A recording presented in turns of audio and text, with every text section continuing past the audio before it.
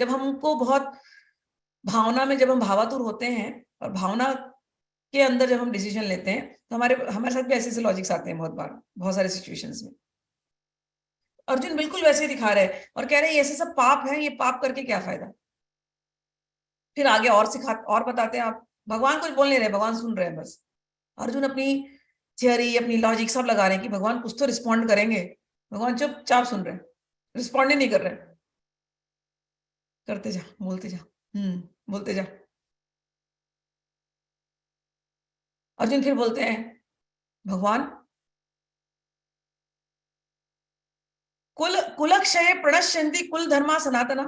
अगर कुल का क्षय हो गया इस युद्ध भूमि पे, इतने लोग मर जाएंगे, तो कितने घरों के पिता, कितने घरों के भाई, कितने घरों के बेटे मर गए, कुल का नाश हो गया। अगर उस घर में पिता नहीं, भाई नहीं, पुत्र नहीं, केवल स्त्रियां स्त्रियां रह गई, विधवा, तो उनके जो, तो ये स्त्रियां क्या करेंगी अपने सपोर्ट के लिए? ये किसी और आदमियों के पास जाएंगी। फिर इनसे जो बच्चे होंगे उनका क्या प्रॉपर अस्तित्व होगा? सब वर्ण शंकर हो जाएंगे। इन्हें ना धर्म पता होगा, क्योंकि इन्होंने अपने पिता से सिखाई नहीं। माता ऐसे ही बन गई बस। तो ऐसे जब वर्ण शंकर, अगर पूरी सोसाइटी ऐसे वर्ण शंकर हो जाएगी, सब मिक्स हो जाएंगे, जहां पर कोई धर्म ही नहीं है, कोई सिविलाइजेशन ही नहीं है, तो सोसाइटी का नाश हो जाएगा। लॉजिक तो सही दे रहे हैं कि अवांछित संतानें उत्पन्न होंगी, और फिर अवांछित संतान उत्पन्न होगी, तो वहां पर एक बात कही, संकरो नरक्याइव कुलाग्ना कुलस्य च पतंती पितरो येषाम लुप्त पिंडो दक्रियाः। कहते हैं अवांछित संतानों की वृद्धि से निश्चय ही परिवार के लिए तथा पारिवारिक परंपरा को विनष्ट करने वाले के लिए नारकीय जीवन उत्पन्न होगा। ऐसे पतित कुलों के पुरखे पितर लोग गिर जाते हैं, क्योंकि उन्हें जल तथा पिंड दान देने की क्रियाएं समाप्त हो गई। इसका तात्पर्य भी पढ़ देती हूं, क्योंकि हम जिस युग में रह रहे हैं, कलयुग में, यहां पर इसकी अब अधिकता ही हो रही है। हम जैसे जैसे समय आगे बढ़ रहा है, सिस्टम पूरा चेंज हो रहा है।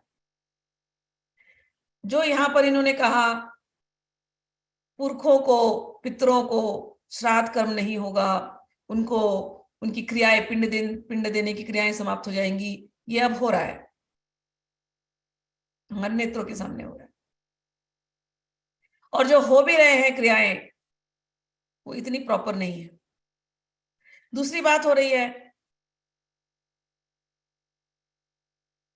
जब परेशानी होती है ना लोगों को, जाते हैं पहले एस्ट्रोलॉजर के पास, और आजकल का 2 बज़वर्ड है एस्ट्रोलॉजर के पास। जब कुछ समझ में नहीं आता ना, तुम्हें तो पितृदोष लग गया।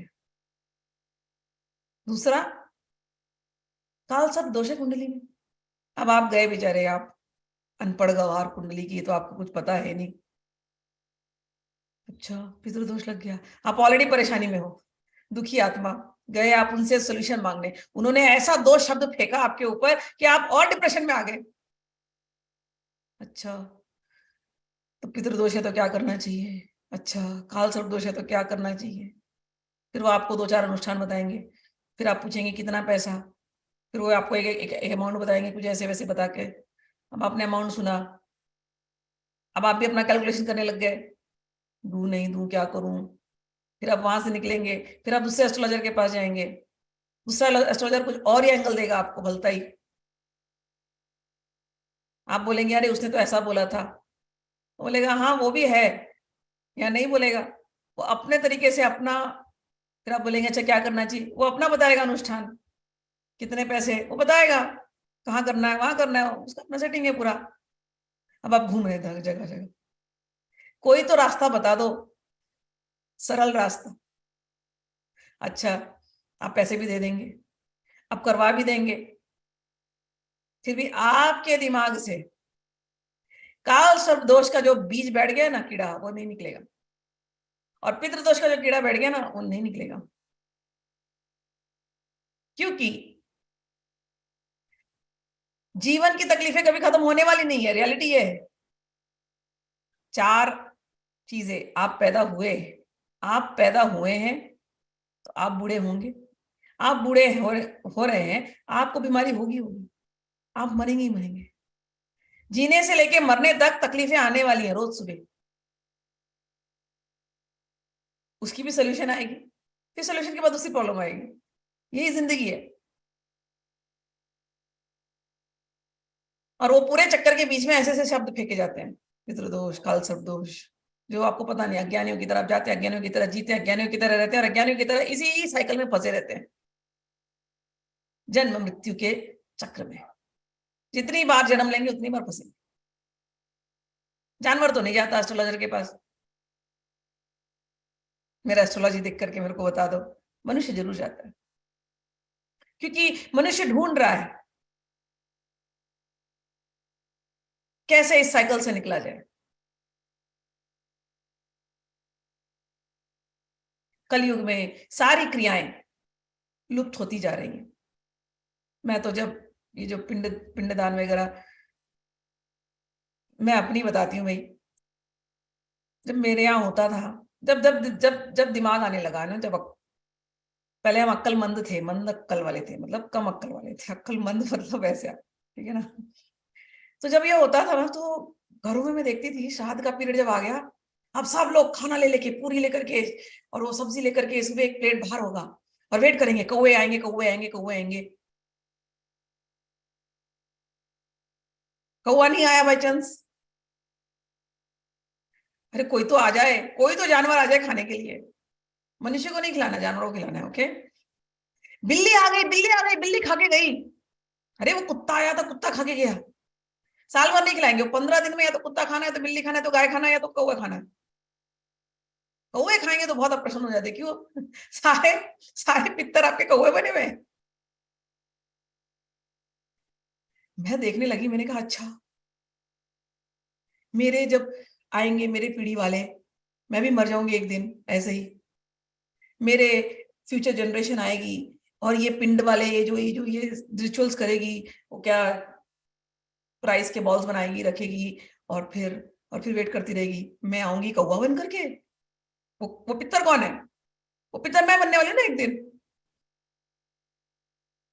मैं कहती हूँ सच में अक्लमंद को अक्ल आ गई उस दिन। मैंने कहा मैं नहीं बनने वाली कौवा, मुझे नहीं बनना कौवा। अच्छा कौवा नहीं तो ये बोलेंगे बिल्ली बन के आ जा। भाई मुझे नहीं बनना है बिल्ली, नहीं मुझे गाय भी नहीं बनना। अच्छा, ये तो अगर भारतीय हुए तो ये जानेंगे। अब मैं तो आ गई अमेरिका, यहाँ तो क्या है, यहाँ ये भगवान का नाम ले ले तो बड़ी बात है। ये श्राद्ध के रिचुअल्स ये कौन करेगा? और धीरे धीरे भारतीय पॉपुलेशन ऐसी हो चुकी है, पूरे वर्ल्ड में भारतीय लोग ही छाए हुए हैं, लेकिन ये रिचुअल्स ये नहीं चल सकते लंबे। वो जो पितर बैठे हैं, वो जो कौवे, जो मेरे पहले वाले, मैं ये सोचने लगी मेरे पितर लोग इतने क्या कर्म किए होंगे कि कौवे बन के आ रहे हैं। नंबर 1, नहीं मेरे पितर तो अच्छे होंगे, कौवे बन करके नहीं आ सकते। ये कोई औरों के पितर हुए हैं जो आ गए खाने के लिए। तो मतलब ये पितृदोष वगैरह ये सब पता नहीं किसी और को लगता होगा, मुझे तो नहीं लग सकता भैया। पितर अगर हैं, नाखुश हैं, तो उनको खुश करने का कोई और तरीका होगा, वो ढूंढना चाहिए। और दूसरा, मुझे कौवा नहीं बनना है तो वो क्या करना चाहिए। और अगर किसी ने मेरे लिए पिंडदान, पितृदान, ये सब कुछ नहीं किया, तो क्या मेरी मुक्ति नहीं होगी?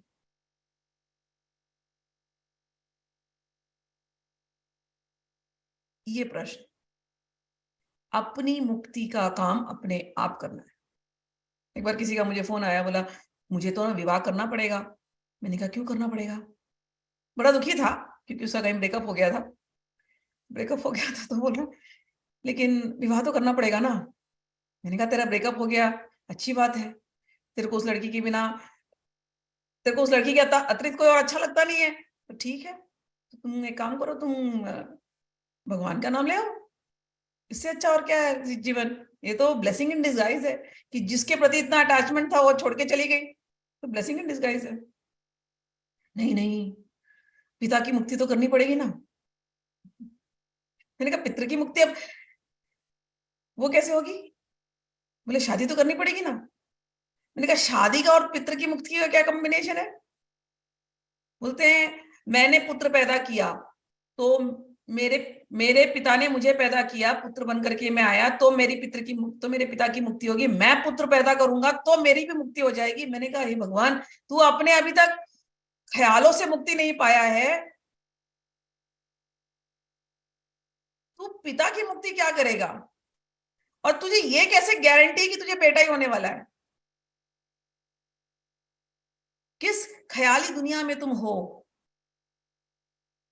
तुमको अगर मुक्ति पानी है, इस ख्यालों को काटना है, इन विचारों को काटना है जिसने तुम्हें बांध करके रखा है।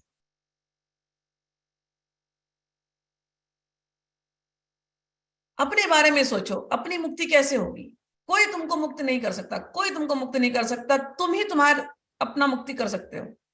जब हम पिंडदान, श्राद्ध इत्यादि करते हैं दूसरों के लिए, जो हमारे पितृ थे, तो हमारी पूजा पाठ, हमारे अच्छे वाइब्रेशन, दो काम होता है, हमारे अच्छे वाइब्रेशन उस आत्मा को मिलती है और हमारे द्वारा अच्छे काम उस समय होते हैं। That's all. लेकिन कोई व्यक्ति दिन रात अच्छे काम कर रहा है, अच्छा काम में बेस्ट काम एक ही होता है, भगवान का नाम लेना, इसके अतिरिक्त और कोई बेस्ट काम नहीं। कोई व्यक्ति दिन रात अगर भगवान का नाम लेता है, दिन रात 24 घंटे, फिर उससे अगर ये नैमित्तिक कार्य हुए या नहीं हुए, उसकी मुक्ति फिर भी निश्चित है। और उसकी ही नहीं, जिस घर में भक्त पैदा हो जाते हैं, ऐसे भक्त जो मैंने आपसे कहा, क्योंकि हम कलयुग में हैं, घोर कलयुग में हम,